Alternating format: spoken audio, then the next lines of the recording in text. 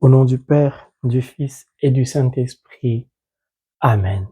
Maman Marie, nous venons encore une fois de plus recommander mon frère dans la foi Hugo entre tes mains, douce mère, ta mère au cœur aimant. Merci mère de permettre à Hugo d'expérimenter le cœur compassionnel du Christ et que par la puissance de ton intercession, les crises d'Hugo s'estompent, s'arrêtent, prennent fin, se dissipent. Mais tu peux nous obtenir cette faveur de Dieu. J'en ai pleinement l'assurance. C'est pourquoi au travers de ces 3 Ave Maria, nous venons incliner, Hugo et moi, nos genoux devant ta sainte face, afin qu'au travers de toi, le Christ voie la misère de Hugo. Et que cette misère soit transformée en source d'espérance pour tous les malades du monde entier. Car il n'existe aucune maladie que le Dieu 3 fois saint ne puisse guérir. Entends nos cris, Mère, et vole à notre secours, je t'en supplie. Je vous salue Marie, pleine de grâce, le Seigneur est avec vous. Vous êtes bénie en toutes les femmes, et Jésus, le fruit de vos entrailles, est béni. Sainte Marie, Mère de Dieu, priez pour Hugo, pauvre pécheur, maintenant et à l'heure de notre mort. Amen. Je vous salue Marie, pleine de grâce, le Seigneur est avec vous. Vous êtes bénie en toutes les femmes, et Jésus, le fruit de vos entrailles, est béni. Sainte Marie, Mère de Dieu, priez pour Hugo, pauvre pécheur, maintenant et à l'heure de notre mort. Amen. Je vous salue Marie, pleine de grâce, le Seigneur est avec vous. Vous êtes bénie en toutes les femmes, et Jésus, le fruit de vos entrailles, est béni. Sainte Marie, Mère de Dieu, priez pour Hugo, pauvre pécheur, maintenant et à l'heure de notre mort. Amen. Que la gloire soit rendue au Père, au Fils et au Saint-Esprit, comme il était au commencement, maintenant et toujours, dans les siècles des siècles. Amen. Saint Padre Pio, priez pour nous. Saint Padre Pio, priez pour nous. Saint Padre Pio, priez pour nous. Amen. Mes frères et mes sœurs, nous poursuivons notre marche au travers de ce temps de carême. Nous allons prendre le livre de Galates, chapitre 3, le verset 26 au verset 27, qui dit, je cite, « Car vous êtes tous fils de Dieu par la foi en Jésus-Christ. Vous tous qui avez été baptisés en Christ, vous avez revêtu Christ. » Alléluia. Mon frère, ma sœur, l'enseignement précédent, Dieu a institué officiellement le sacrement du baptême qui porte en son sein 2 parties. Le baptême d'eau pour la purification de nos péchés et le baptême dans l'esprit par Jésus-Christ. Le Christ, le Fils bien-aimé de Dieu, a hérité de la spiritualité du peuple élu, le peuple d'Israël. Le Christ s'est abaissé au niveau du peuple élu pour conformer sa vie à l'histoire du peuple élu. Il est descendu au Jourdain, il en est remonté. Les cieux se sont ouverts, l'Esprit est descendu sur lui. Dieu a certifié publiquement que c'est son Fils.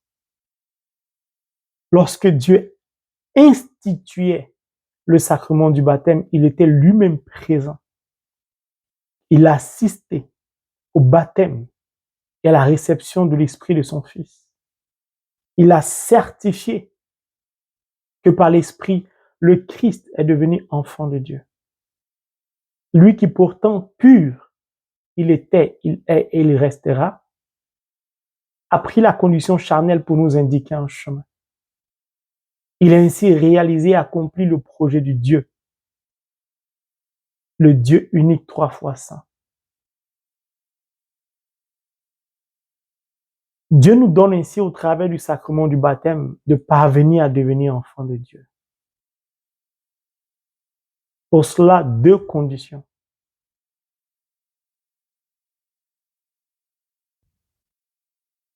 La pureté, une vie de sainteté qui appelle la venue de l'Esprit.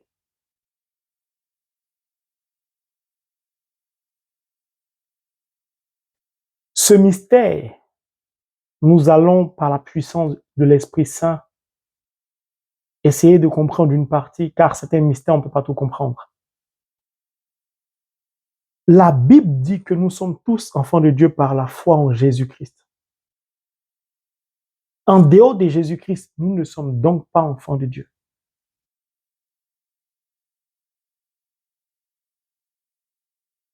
Vous tous qui avez été baptisés en Christ, baptême d'eau et dans l'Esprit pour Jésus-Christ. Mais pour nous, nous sommes baptisés en Christ. Nous avons revêtu Christ. Le verbe revêtir veut dire quoi? Se couvrir.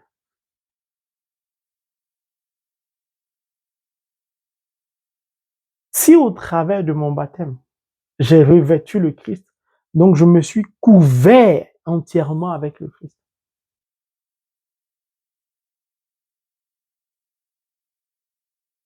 Je suis en Christ. Pourquoi? Lorsque je me couvre avec le Christ, je suis en Christ à l'intérieur. Je ne suis plus visible puisque le Christ me recouvre.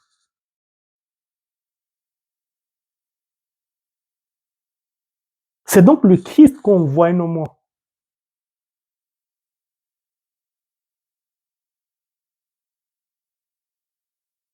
Le Christ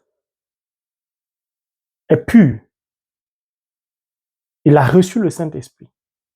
Lorsqu'il me recouvre, sa pureté, sa sainteté, l'Esprit qu'il a reçu me recouvre donc.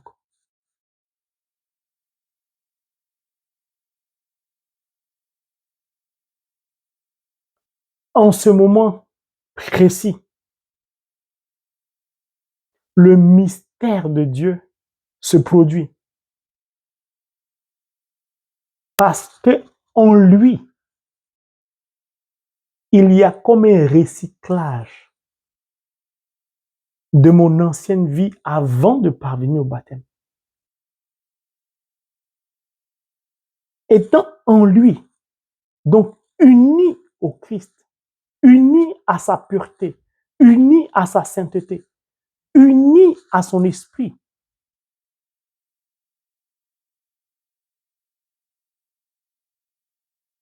je me régénère. C'est un mystère. À l'intérieur de ce mystère, je suis recyclé. Si à ce moment précis de mon baptême, où le mystère dans lequel je suis plongé, je suis en train de le vivre, c'est là que mes péchés sont effacés. C'est en ce moment précis, dans ce mystère dans lequel je suis plongé, que les chaînes du péché sont brisées.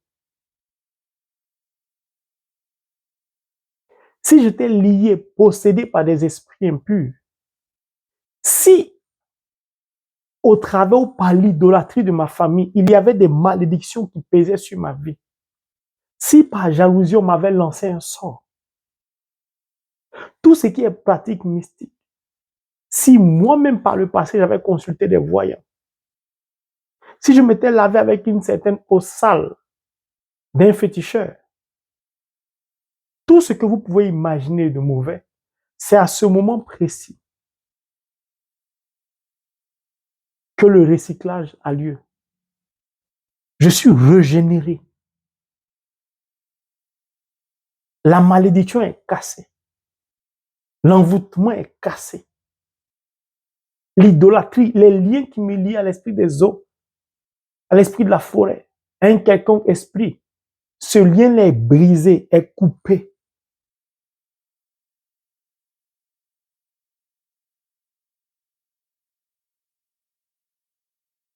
Lorsque je sors de ce processus mystérieux dont Dieu seul détient le savoir, la connaissance,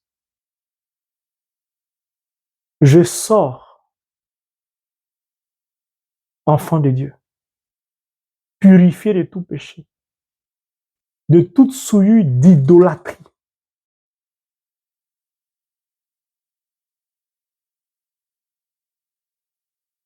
Je suis recouvert, revêtu du Christ, mais pas seulement du Christ, de l'esprit du Christ, c'est-à-dire de l'esprit de Dieu lui-même, que le Christ a reçu. Je suis donc saint, propre et pur. Je peux donc, à partir de ce moment de mon baptême, réaliser le projet de Dieu, accomplir le projet de Dieu, parce que je suis lumière comme Dieu, au travers du Christ. À ce moment précis, aucun démon ne peut m'avoir.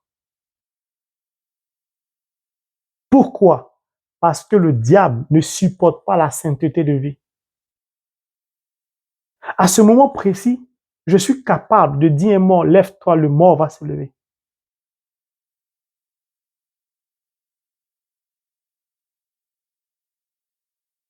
Parce que je suis en Christ. N'importe qui n'accomplit pas le projet de Dieu. Il faut être pur. C'est pourquoi la Vierge Marie était vierge, pure, immaculée conception. La Vierge Marie était d'abord pure spirituellement. C'est sa pureté spirituelle qui a impacté sa pureté physique.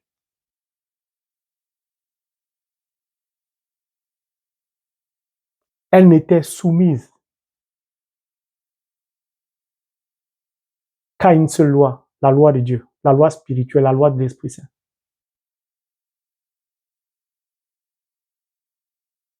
La loi charnelle ne pouvait pas impacter sa vie.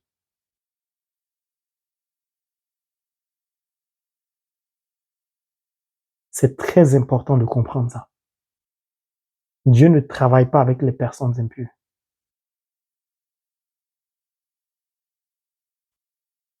Lors de l'Annonciation, l'ange a déroulé le processus de la Vierge Marie.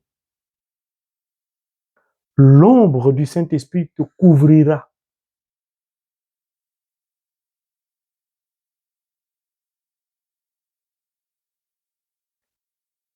En Jésus, nous vivons exactement la même chose que la Vierge Marie a vécu. Nous sommes revêtus du Christ, qui lui-même est revêtu de l'Esprit, qui demeure dans une pureté. L'ombre du Saint-Esprit donc nous recouvre. Nous sommes à ce moment précis dans une union profonde et intime spirituellement avec la Vierge Marie. Pourquoi? Parce que l'Église nouvelle est en train de naître au travers du Christ, qui à ce moment précis devient la tête du corps qu'est l'Église, dont nous en sommes les membres. La tête est pure. Le processus mystique qui me fait devenir enfant de Dieu me rend pur. Je suis donc une partie du corps qu'est l'Église. Je suis l'Église.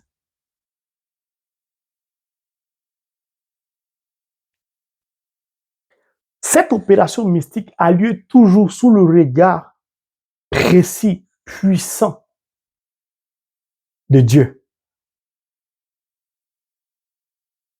Pourquoi? Parce qu'il s'agit de son projet. Il est le concepteur, l'architecte. Il veille à ce que son projet soit réalisé conformément à sa volonté. Chaque fois qu'on baptise quelqu'un, le processus se répète.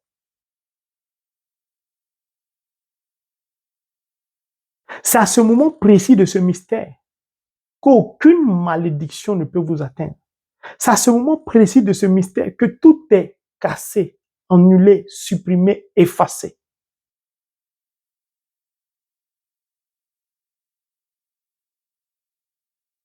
C'est à ce moment précis.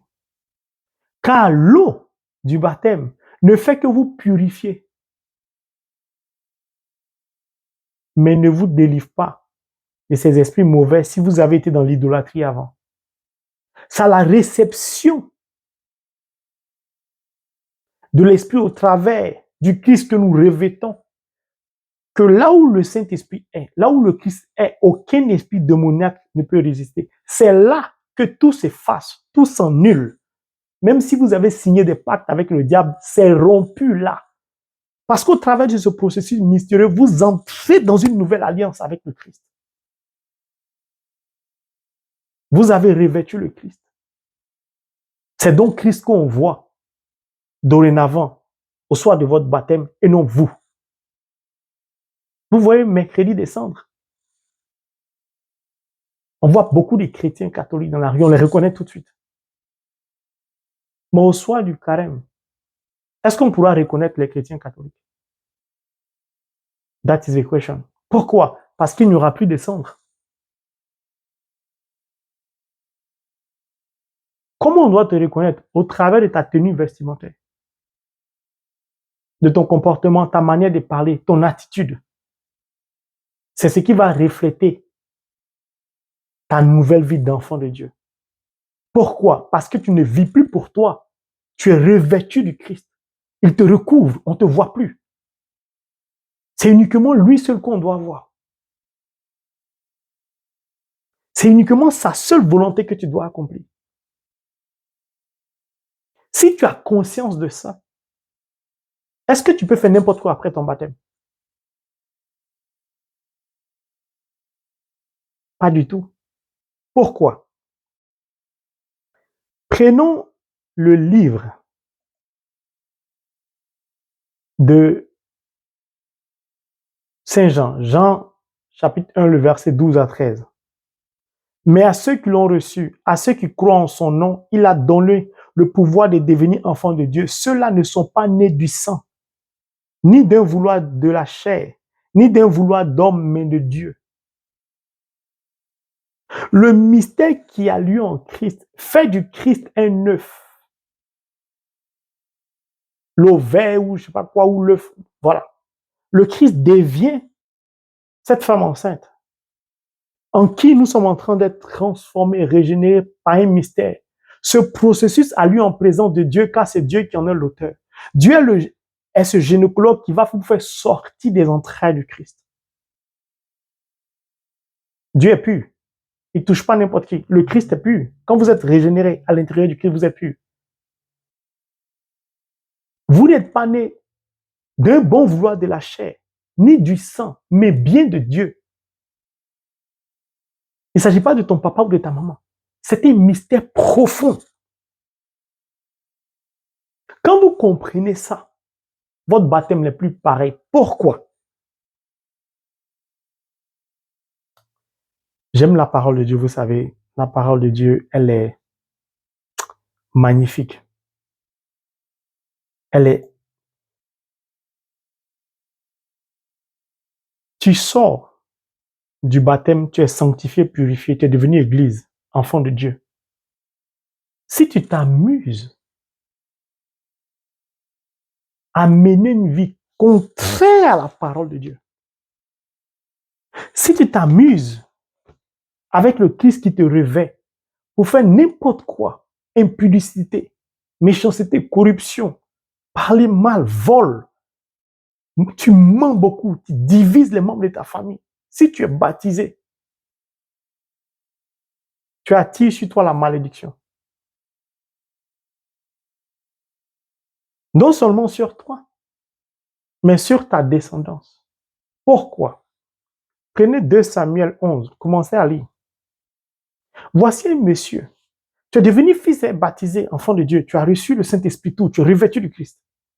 Tu as plein pouvoir de Dieu, exactement comme le Christ. Tu as vécu ce que la Vierge Marie a vécu. Sans elle, elle est la mère de l'Église. La tête n'allait pas naître, donc toi, tu n'allais pas naître. Puisque par Marie, le Christ naît. La tête de l'Église, par le Christ, je nais en tant qu'enfant de Dieu. Voici un monsieur qui s'appelle David, le roi David, le choix du cœur de Dieu. Voici un homme qui avait la faveur de Dieu, qui avait tout de Dieu. Il avait tellement tout de Dieu comme nous, au soir de notre baptême, nous avons tout de Dieu. Il se croyait tout permis parce qu'il accumulait les victoires de guerre. Un guerrier, vaillant soldat. Un jour, il est assis chez lui. Il regarde en face, sur une terrasse, il voit une femme, Bethsabée, qui se lave. Il tombe sous le charme de cette femme qui est en train de se laver. Elle est belle. Femme aussi. Elle a fait exprès pour se mettre devant les appartements, le palais du roi David, pour qu'il la voie. Elle cherche à les charmer aussi. Le diable n'est jamais loin des enfants de Dieu. Saint Pierre nous l'a dit, il tourne, il rôde.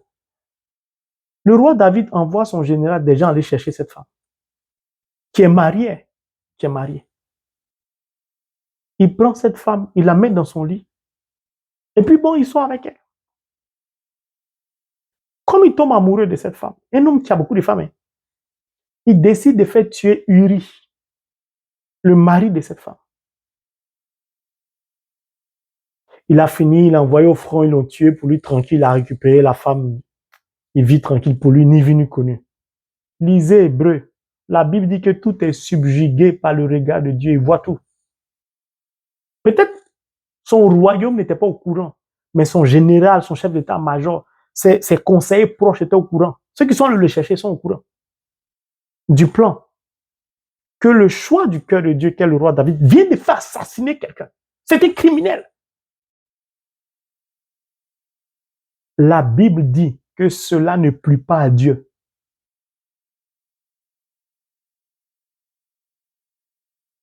C'est pourquoi l'enseignement précédent, je vous ai dit, ne jouez pas avec Dieu.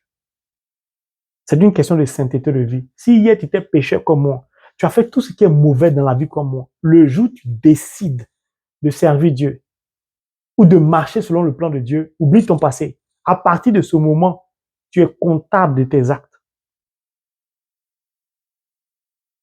Si Dieu te dit que ce que tu fais ne m'a pas plu, tu es mal barré. Parce que Dieu est tellement lumineux qu'il ne peut pas sortir ce genre de phrase. Lorsque le roi David a entendu ça, il a fait un jeûne de 7 jours, ça n'a pas suffi. Je vous ai dit, quand Dieu te donne quelque chose, il ne reprend plus. Il ne pouvait plus reprendre à David la royauté, la couronne qu'il lui avait donnée. Mais David lui-même, succombant au désir de la chair, de l'impudicité, a tiré sur lui une malédiction à vie.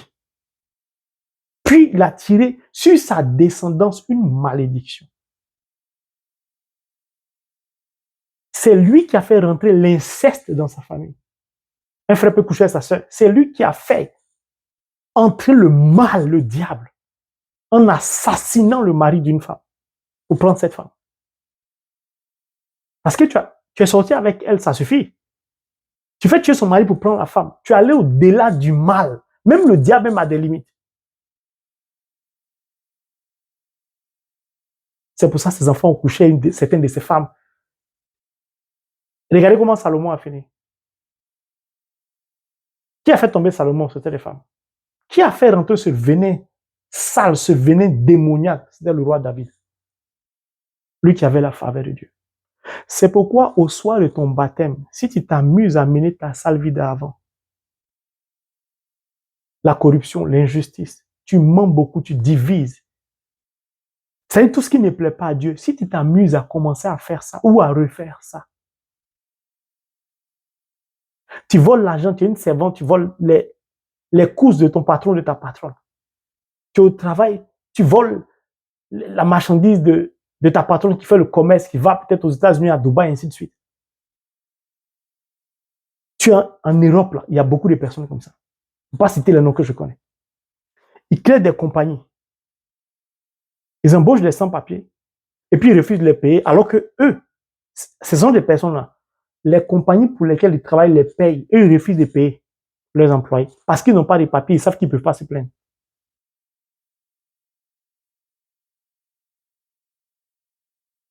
La malédiction te frappe tes enfants. C'est pourquoi vous voyez dans la famille de beaucoup de chrétiens, il y a beaucoup de complications. Les gens font tout. Il n'y a pas d'avancée. Tout est difficile. Mais quelqu'un souffre avec son argent. Tu prends son argent pour vivre, pour faire vivre tes enfants. Tu t'attends à quoi? Chaque fois que ces personnes pleurent, leur pleurs se transforment en malédiction sur ta vie. Demandez à Caïn. Le sang d'Abel a crié. Le sang parle. Donc, ce n'est pas la peine d'être dans des compagnies ou être des patrons dans des compagnies. Ne pas payer les employés. Prendre la femme de quelqu'un. Commettre l'adultère. Et penser qu'il n'y aura pas de conséquences. Il y aura des conséquences. Il y aura des conséquences. Mon frère, ma soeur, je voudrais terminer par ce verset de 1 Jean 2,6. C'est lui qui déclare demeurer uni à lui, il s'agit du Christ, doit vivre comme Jésus a vécu. Au travers de ce mystère, baptisé, tu deviens enfant de Dieu. Uni au Christ, tu dois vivre comme le Christ a vécu. Comment a-t-il vécu? Premier endroit de rêve. Vous savez, après un mariage, il y a lune de miel. Les gens vont dans des pays, dans les Caraïbes, sur les eaux, Hawaï, je ne sais pas où. Premier endroit de rêve, le désert. C'est le premier billet d'avion que Dieu te donne. Le désert. À partir du désert, tu dois vivre comme le Christ a vécu. Pourquoi? Parce que c'est à partir de cette manière de vivre qu'on va t'appeler chrétien. Un chrétien, c'est celui qui vit comme le Christ. Est-ce que le Christ était infidèle? Est-ce que le Christ baignait dans l'impudicité, dans la falsification, dans le vol? Est-ce que le Christ faisait du travail sa priorité? J'ai parcouru toute la Bible. Chose étrange qui m'a beaucoup touché, attiré mon attention. La Bible ne met jamais en exergue, en avant, un diplôme universitaire. Je fouille, je refouille, personne. On ne parle jamais du diplôme universitaire de quelqu'un qui a servi à quelque chose. On ne nous dit jamais quel était le métier du Christ. Ça se trouve certainement, il était avec son père Joseph. Il faisait de la menuiserie.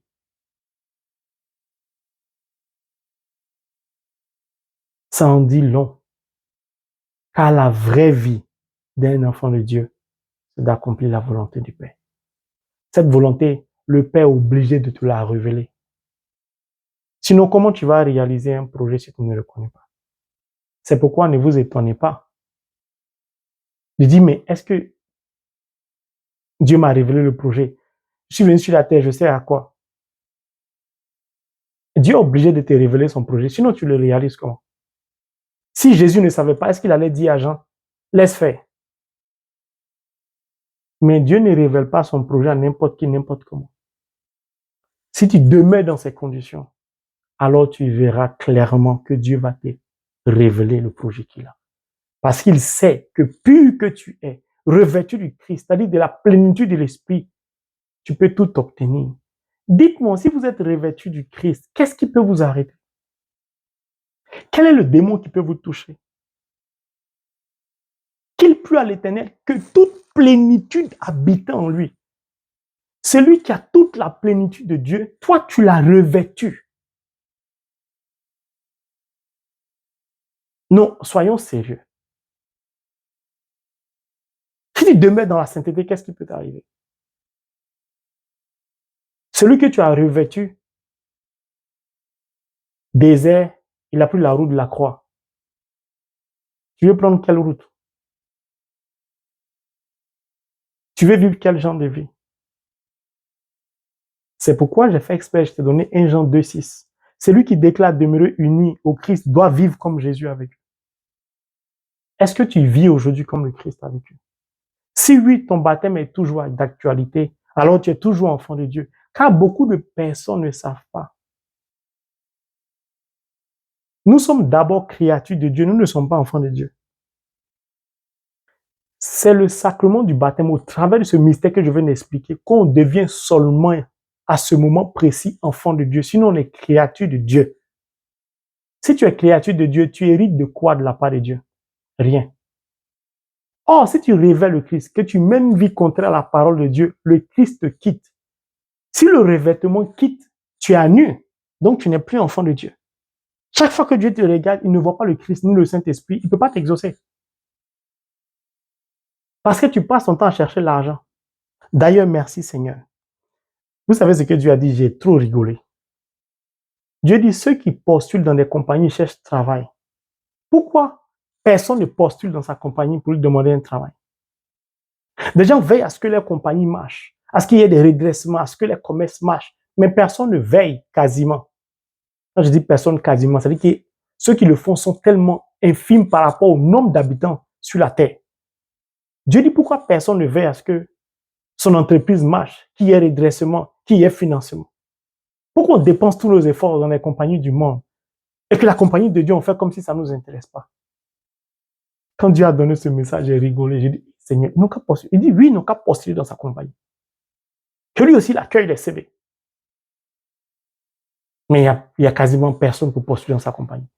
Mais tout le monde attend les miracles de la compagnie de Dieu. Tout le monde veut des bienfaits de son entreprise. Mais s'il n'y a pas beaucoup d'employés dans l'entreprise, on va produire comment? S'il y a 1 million de demandes, qu'il y a 10 ouvriers, comment on peut satisfaire l'offre et la demande? Mon frère, ma soeur, si tu n'as pas de travail, le Seigneur t'invite à postuler dans son entreprise. Moi, j'ai postulé. Dans l'entreprise du Seigneur, on n'a pas besoin de diplôme. Voici la feuille de route. Tu connais la feuille de route, tu vas faire l'entretien à lui, il t'embauche. Dieu ne s'est pas dit non à un employé, un ouvrier qui veut travailler pour lui, il ne s'est pas dit non. Et puis son salaire, il ne dévoile jamais son salaire tout de suite. Mais tu seras récompensé, il ne faut pas t'inquiéter. Alors mon frère, ma soeur, maintenant que tu as compris le processus mystérieux qui te permet de devenir enfant de Dieu, pose-toi une seule question. Est-ce que ma vie présente, je suis toujours revêtu du Christ?